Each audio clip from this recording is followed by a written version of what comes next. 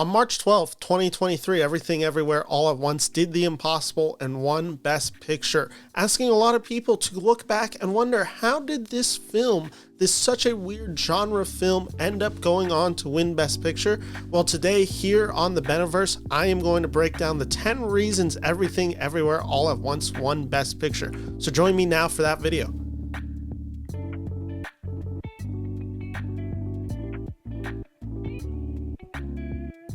Reason number 10, the Precursors. So for those who do not know, the Academy has a voting period that this year occurred between March 2nd and March 7th. For these 5 days, members of the Academy could vote. And when I am talking about Precursors, I'm talking about other award ceremonies that occurred. Everything Everywhere All at Once ended up sweeping this award season, winning not only the AFI's Top 10 Films of the Year, Golden Globes, Critic Choice Movie Awards, the Directors Guild of America Awards, Producers Guild of America Awards, Screen Actor and Writers Guild. The PGA, the DGA, the SAG, and the WGA, those are the four major guilds standing for Directors Guild of America, Producers Guild of America, Screen Actors Guild, and Writers Guild of America. It swept all four of these major guild awards, becoming the fifth film to do so in the history of the awards circuit. The other four films to have done this are American Beauty, No Country for Old Men, Slumdog Millionaire, and Argo. All four of those films went on to win Best Picture. And it also helped audiences become aware of the popularity of Everything Everywhere All at Once. So when voters saw this film winning and they knew that they had a vote coming up at the Academy Awards, they probably most likely spent more time and watched Everything Everywhere All at Once and made sure to prioritize that on their watch list. Reason number 9, a great narrative. This film, Everything Everywhere All at Once, had a great narrative going throughout the Academy Award season. Ke Huy Quan, being a child actor who had largely gone forgotten by Hollywood, returns to the big screen and gains critical and commercial success in Everything Everywhere All at Once, ultimately leading to his Best Supporting Actor nomination and win. Jamie Lee Curtis, a beloved genre queen who had never been nominated for an Academy Award. There was a lot of good feels and love for her.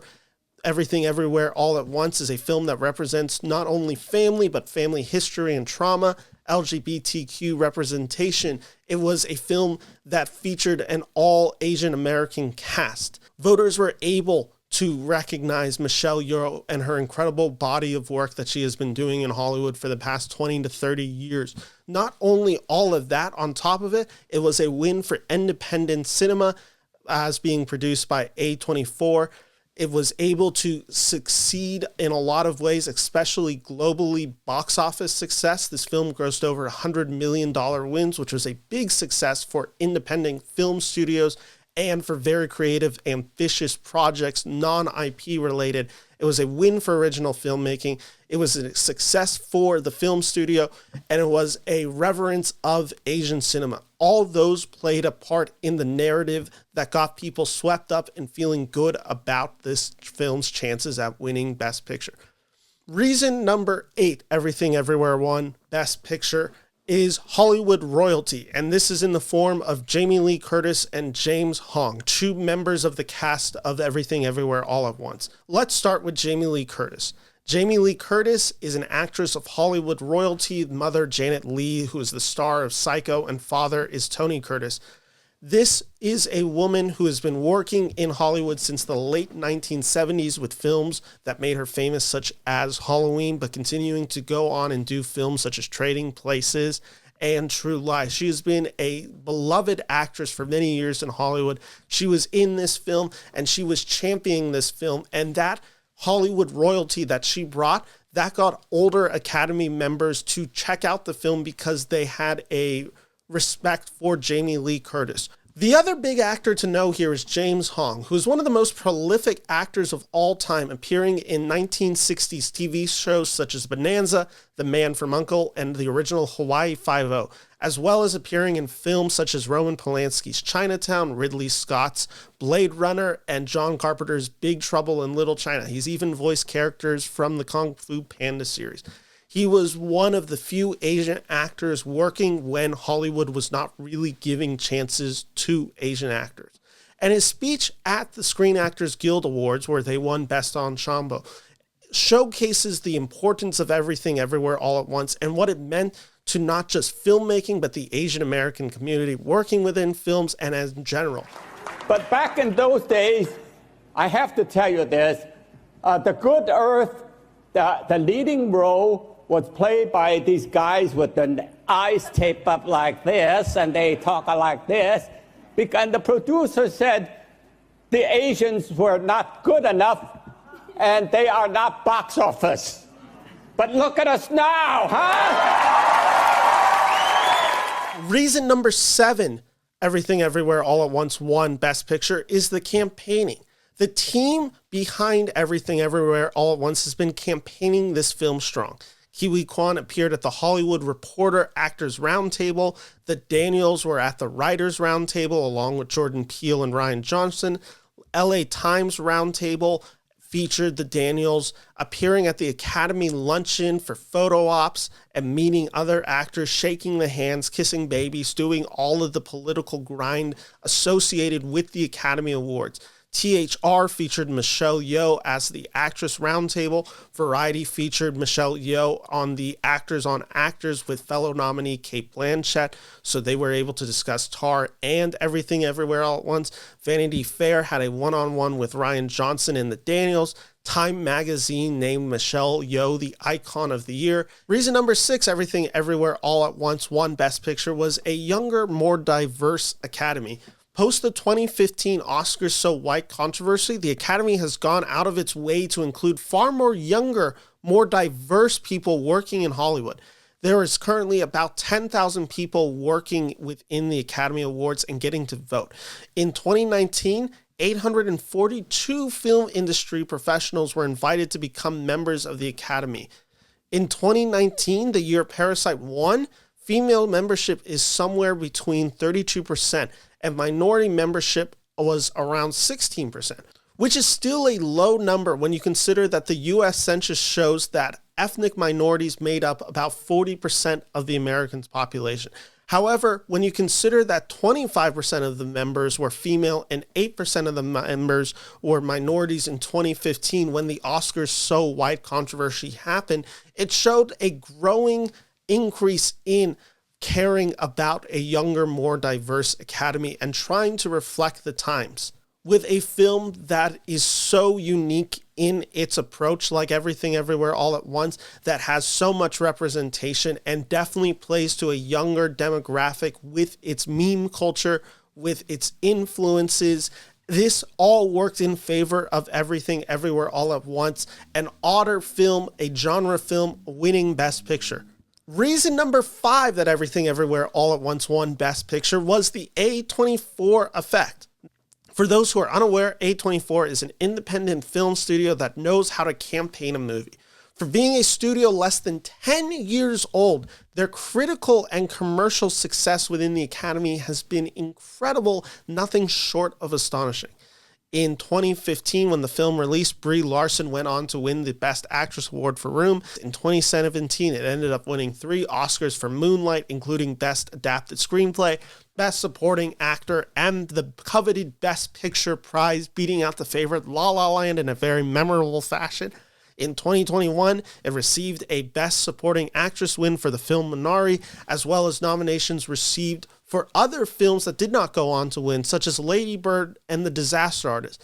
This year alone, A24 became the most nominated single studio at this year's awards, with 18 total nominations split between 6 films. Those 6 films being Everything Everywhere All at Once dominating, but The Whale, After Sun, Causeway, Close, and Marcel the Shell all helping make up those 18 total nominations.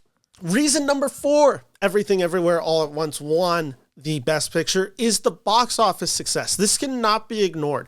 This film was made somewhere around a $14.3 to $20 million budget and ended up grossing $107.6 million.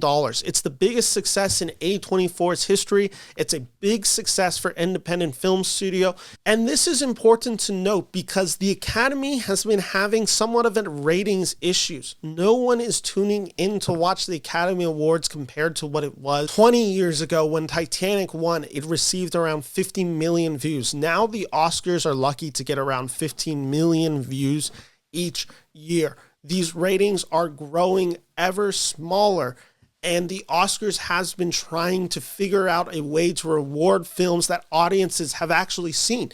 If you look at the past two winners, films like Coda and Nomadland have largely gone forgotten by normal movie goers. It's only the hardcore Oscar fans who know about these movies. The Oscars has been looking for ways to reward movies that people seen, such as the disastrous idea to introduce the Oscars fan favorite and Oscar cheer moment last year, where again, memorably, The Flash entering the speed zone won the Oscar cheer moment. These were added to the television show last year, which shows that the Oscars want to get more popular films involved in their telecast, which could very well be a reason films like Avatar: The Way of Water, Top Gun: Maverick, and Everything Everywhere All at Once, along with films like Elvis, which had great box office success, got nominated this year. The box office success of Everything Everywhere All at Once being such a huge phenomenon helped bolster the case of Everything Everywhere All at Once. Reason 3, Everything Everywhere All at Once won Best Picture, is no strong contenders were had this year. The film went largely unmatched through this award season. The Fabelmans, while it debuted strong at the Toronto Film Festival, had a bad box office showing, some mixed reviews upon release, and only went on to win awards largely at the Golden Globes. Top Gun: Maverick and Avatar, despite being some of the biggest films of the year, Tom Cruise got left out of the Best Actor race. The film went unrecognized in Best Cinematography, showing that the support for Top Gun: Maverick maybe wasn't as strong as people had believed. Avatar: The Way of Water, despite being the biggest film of 2022, failed to receive James Cameron a nomination for director. Other films like Women Talking failed to receive any Best Supporting Actress nominations despite having multiple women up for that, and Sarah Polley missed out on the director race, thus showing a lack of support the Academy placed on the film Women Talking. Elvis missed out on Best Director. Triangle of Sadness, despite being nominated for Best Picture, did not receive an International Film nomination, nor a nomination for its most acclaimed star, Dolly DeLeon, thus showing that the Academy maybe wasn't fully behind Triangle of Sadness. Banshees, while well rewarded, never seemed to pick up any awards, seen with Academy voters largely going home empty-handed, and the only film that some people even seemingly picked to upset Everything Everywhere All at Once was All Quiet on the Western Front, which did win the BAFTA awards, but outside of that went largely unrecognized for the major above-the-line categories except International Feature, thus not surmounting a strong enough campaign to beat the momentum of Everything Everywhere All at Once and take down the juggernaut that the film became. Reason number 2, Everything Everywhere All at Once won Best Picture, is the preferred ballot. How people vote for the Academy Award for Best Picture is that it is a ranking system. Every member of the Academy who votes ranks the films from 10 to 1. Thus, films like Everything Everywhere All at Once, which had a lot of below-the-line support, below the line is categories such as visual effects, tech, sound, they were able to rally in support of films that came from their branches. The award success Precursors indicated that this movie also had support. The fact that it was able to sweep the Guild Awards showed that people generally like this movie. Even if there has been the argument surmounted that older Academy members would not support Everything Everywhere All at Once winning, the fact that it went on to win all these major Guild nominations shows that this film had support. And while maybe some members did not have it in their top 1, and maybe some members even put it down at the bottom, there was enough support of people ranking this film as maybe their second favorite or their third favorite or their fourth favorite. Take that and you average those numbers out, and not only does it work to cancel out some of the 10s, but it also works to keep this film's consensus at a higher rate. Thus, a film doesn't have to be everyone's consensus number 1. It just has to be enough people's top 3 or 4, and then all of a sudden, its votes are in favor of Everything Everywhere All at Once. Even, again, if it wasn't every Academy member's number 1, as long as it was generally high on most, which does show that voters of the Academy who do get votes in the guilds are supporting this film. The voting body for the Guild Awards and the Academy is not the same. However, there is much crossover. Thus, if this film had support in the Guild Awards, it is well believed that the film could very much have success. And the divisive nature of Everything Everywhere All at Once, this genre bias, anything you want to call it, it did not seem to affect the Precursors awards. Thus, there didn't seem to be as much divisiveness for Everything Everywhere All at Once as some people may have assumed going into the awards circuit. And reason number one, Everything Everywhere All at Once won Best Picture, and this is honestly the most important reason. Everything Everywhere All at Once is a good movie. Ultimately, to win Best Picture, the belief is you have to be a quality movie. And that's what Everything Everywhere All at Once is.